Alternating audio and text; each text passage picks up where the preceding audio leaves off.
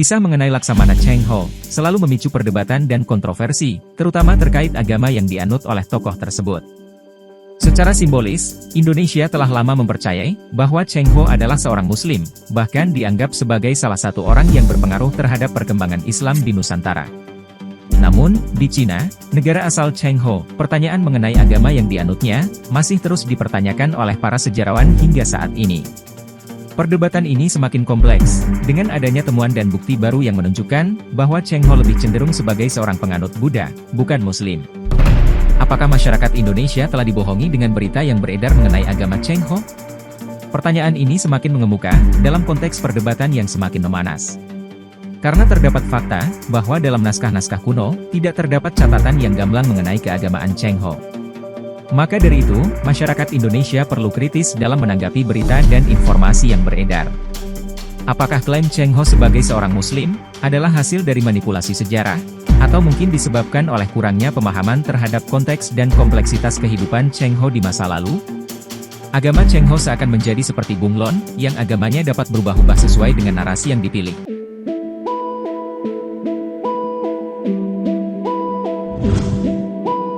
Beberapa pendapat dan judul-judul artikel dari media yang terkenal, mengemukakan bahwa Cheng Ho adalah seorang Muslim.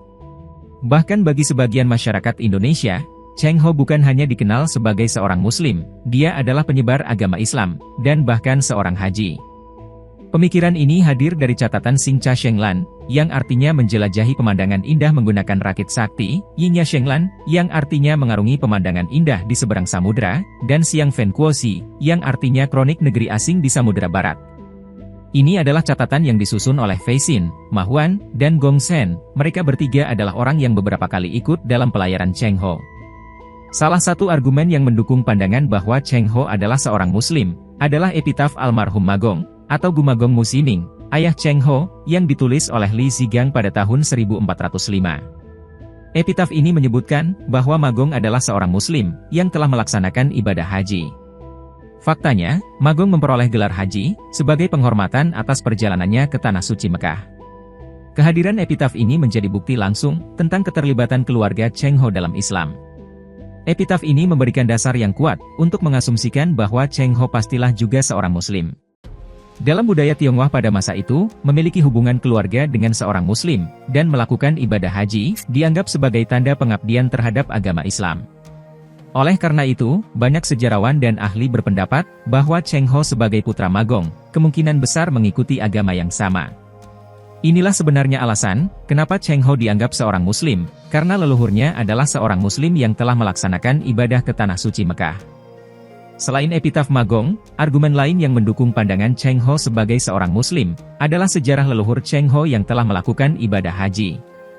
Catatan sejarah mencatat, bahwa beberapa anggota keluarga Cheng Ho, sebelumnya telah melakukan perjalanan ke Mekah untuk melaksanakan ibadah haji. Misalnya pada abad ke-14, Cheng Ho memiliki leluhur yang bernama Sayyid Ajal, yang merupakan seorang Muslim yang telah melakukan ibadah haji.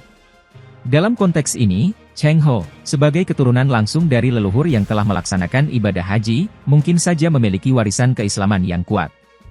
Catatan dari Cheng Ho, juga terdapat kata Tianfang, yang berarti Baitullah. Dalam Xingcha Shenglan, menuliskan semua kondisi geografis, flora dan fauna, serta rajanya yang menyembah langit, atau Baitian.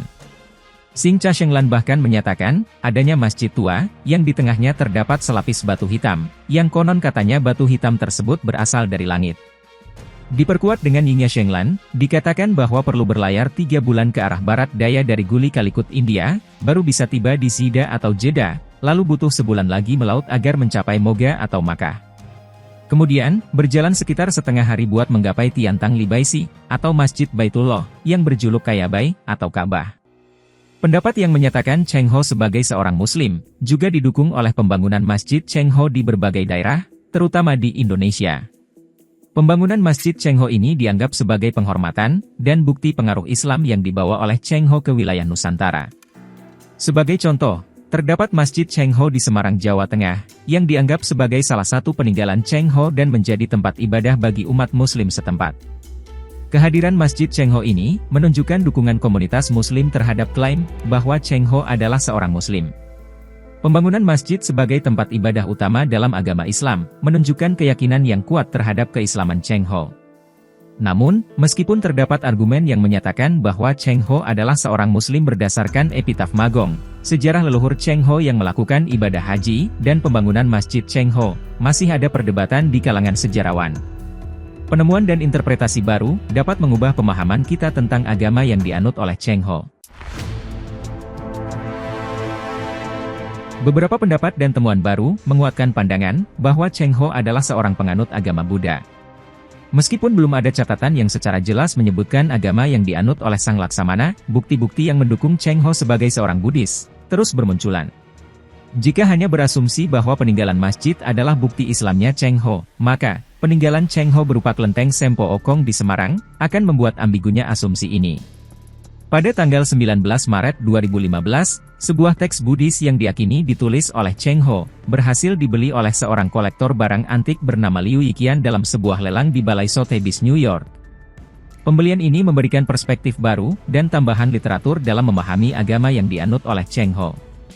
Teks yang kini disimpan di Museum Long Shanghai tersebut menyebutkan bahwa pada tahun 1414, Cheng Ho membuat ikrar untuk menulis beberapa sutra Buddhis, seperti Vajra Cedika Prajnaparamita Sutra, Guanyin Sutra, Amitabha Sutra, Marici Bodhisattva Sutra, Prajnaparamita Daya, Surangama Sutra, Nilakahadara, Sarva Dugati Parisodhana Tantra, dan Mantra Sataksara. Penulisan ikrar ini dapat dianggap sebagai bentuk rasa syukur Cheng Ho, yang mengindikasikan bahwa dia memiliki pengetahuan tentang dan keterikatan dengan ajaran Buddha. Dia menuliskan, setiap mendapatkan perintah untuk melanglang buana, senantiasa memperoleh karunia dari Sanbao. Sanbao, atau kita lebih mengenalnya sebagai Sempo, sebagaimana kelenteng Sempo Okong di Semarang yang konon merupakan peninggalan Cheng Ho, adalah bahasa Mandarin, yang artinya tiga mustika, dan merujuk kepada Triratna, yaitu Buddha, Dharma, dan Sangha. Dalam teks Buddhis yang ditulis oleh Cheng Ho, terlihat bahwa Cheng Ho menyebut dirinya sebagai Daming Kuo Taijian Zhenghi, Faming Fujisiang, yang berarti, Kasim Negara Ming Agung yang menganut Buddha, dan mempunyai nama Dharma Fujisiang. Pernyataan ini secara jelas, mengaitkan Cheng Ho dengan agama Buddha, menunjukkan identitas keagamaannya, dan telah secara implisit mengamini kesaksian Yao Guangxiao pada 1403 dalam catatan penutup untuk Marici Bodhisattva Sutra. Selain itu, Cheng Ho juga disebut sebagai Pusa Jiedisi, yang berarti siswa yang tengah menjalani disiplin moral, atau sila Bodhisattva. Hal ini sejalan dengan ajaran Buddha, yang menekankan pentingnya pengembangan moral dan pengabdian kepada orang lain. Bahkan, Cheng Ho juga menghibahkan hartanya, untuk mencetak dan menyebarluaskan sutra dimaksud. Temuan-temuan baru dalam penelitian sejarah, juga mendukung pandangan bahwa Cheng Ho adalah seorang penganut agama Buddha. Dalam diskusi yang membahas buku Islam di Cina Dulu dan Kini karya Novi Basuki, diungkapkan bahwa bukti-bukti historis yang menyatakan Cheng Ho sebagai seorang Muslim, cenderung stagnan, sementara bukti-bukti yang mengaitkannya dengan agama Buddha malah terus berkembang.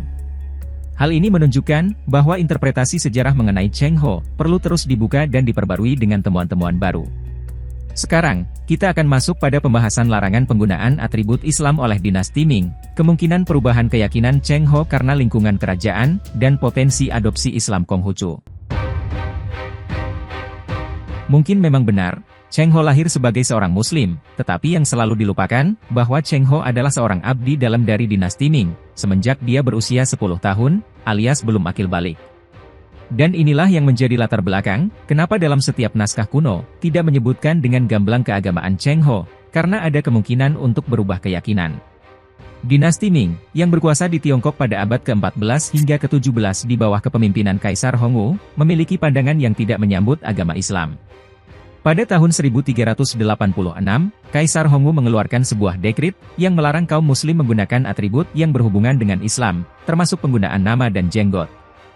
Larangan ini adalah bagian dari upaya dinasti untuk melakukan asimilasi paksa terhadap elemen-elemen yang dianggap asing, termasuk agama Islam. Larangan ini menunjukkan sikap negatif dinasti Ming terhadap agama Islam, yang dapat dipahami dalam konteks politik dan budaya mereka. Dinasti Ming ingin mempertahankan dominasi dan homogenitas budaya Tiongkok, dan dalam usahanya itu, mereka menekan agama-agama yang dianggap asing, dan berpotensi mengganggu kestabilan politik. Oleh karena itu, larangan penggunaan atribut Islam, merupakan salah satu langkah konkret yang diambil untuk membatasi pengaruh, dan penyebaran agama Islam di wilayah dinasti Ming. Cheng Ho, seorang pelaut terkenal yang melayani dinasti Ming sejak usia muda, hidup dalam lingkungan yang sangat dipengaruhi oleh pemerintah, dan kebijakan dinasti Ming. Dalam konteks ini, ada kemungkinan bahwa pengaruh lingkungan kerajaan yang kuat dapat mempengaruhi keyakinan agama Cheng Ho. Dalam upaya untuk memuluskan karirnya dan memperoleh dukungan dari dinasti, Cheng Ho mungkin merasa perlu untuk mengubah keyakinannya. Menjadi seorang pelaut dan diplomat dalam layanan kerajaan, Cheng Ho harus tunduk pada otoritas dinasti Ming dan mengikuti kebijakan yang ditetapkan oleh penguasa. Mempertahankan keyakinan Islam yang dilarang oleh dinasti dapat mengancam posisinya dan menghambat ambisi serta kesuksesannya. Oleh karena itu, ada kemungkinan bahwa Cheng Ho mengubah keyakinannya, mungkin menjadi seorang penganut Buddha, yang merupakan agama yang didukung dan direstui oleh dinasti Ming. Selain kemungkinan perubahan keyakinan menjadi Buddha, ada juga kemungkinan bahwa Cheng Ho mengadopsi bentuk sinkretisme agama yang disebut sebagai Islam Konghucu. Istilah ini merujuk pada campuran elemen-elemen dari agama Islam dan agama tradisional Tiongkok seperti Konghucu. Mirip dengan fenomena Islam kejawen di Jawa, ini adalah bentuk adaptasi dan penggabungan antara Islam dan budaya lokal. Dalam konteks ini, Cheng Ho mungkin mengadopsi praktik-praktik agama Islam dengan pengaruh dan penyesuaian budaya Tiongkok. Misalnya, dia mungkin menggabungkan ajaran-ajaran Islam dengan praktik-praktik keagamaan tradisional Tiongkok, menghormati leluhur dan tradisi Konghucu, sambil tetap mempertahankan identitas Islamnya. Ini bisa menjadi solusi yang memungkinkan bagi Cheng Ho untuk menjalani hidupnya sebagai seorang Muslim di tengah larangan dan batasan dinasti Ming. Walau begitu, perdebatan mengenai agama yang dianut oleh Laksamana Cheng Ho masih terus berlanjut hingga saat ini. Meskipun banyak literatur dan catatan sejarah yang telah ditemukan, belum ada kesepakatan yang jelas mengenai keagamaan Cheng Ho. Naskah-naskah kuno yang ada tidak memberikan gambaran yang jelas mengenai agama yang dianut olehnya. Terdapat berbagai kutipan dan catatan yang dapat ditafsirkan secara berbeda-beda, sehingga meninggalkan keambiguan mengenai keagamaan Cheng Ho. Keanehan lainnya adalah tentang klaim bahwa Cheng Ho dengan ratusan kapal perang hendak menyebarkan agama Islam. Ini adalah klaim yang makin tidak mungkin. Sang kaisar tidak mungkin mau membiayai suatu hal yang telah dilarangnya, apalagi tidak membawa keuntungan untuk kerajaan. Ditambah lagi, sebelum kedatangan Cheng Ho di pantai timur Jawa, telah ada komunitas Muslim Cina yang tinggal di sana. Hal ini menunjukkan bahwa Islam sudah ada di Nusantara sebelum Cheng Ho datang. Komunitas Muslim Cina tersebut telah bermukim dan menjalankan aktivitas keagamaan mereka di Pulau Jawa. Oleh karena itu, perlu dipertimbangkan bahwa keberadaan Islam di Nusantara tidak sepenuhnya tergantung pada Cheng Ho atau ekspedisi Tiongkok. Apalagi, misi pelayarannya sering disebut-sebut menyimpan agenda tersembunyi untuk menyebarkan Islam ke Nusantara. Namun nyatanya, Ma Huan, juru tulis Cheng Ho, tidak mencatat adanya misi diplomasi agama. Dia hanya mencatat, Cheng Ho pernah nyekar ke makam Muslim, dan juga membakar dupa di kuil Masu, atau Dewi Lautan di Guangzhou. Dengan demikian, fakta-fakta historis yang masih ambigu ini akan menjadi sumber perdebatan dan penelitian yang terus dilakukan oleh para sejarawan dan peneliti. Sehingga tidak ada lagi masyarakat yang keliru dengan mengislamkan yang kafir atau mengkafirkan yang Islam. Telah diketahui bahwa salah satu tujuan utama Cheng Ho adalah untuk memperluas kewibawaan Tiongkok di wilayah Asia. Dia juga berdagang, membeli hewan-hewan khas suatu daerah, dan juga rempah-rempah seperti Indonesia dan India. Sekarang, bagaimana menurutmu? Bisakah kita mencoba menafsirkan siapa sebenarnya Cheng Ho dan apa agamanya? Apakah mungkin, seorang laksamana yang merupakan gelar militer, membawa 27.870 pasukan dan 318 kapal perang, hanya untuk melakukan penyebaran agama, apalagi agama itu tidak disukai sang kaisar?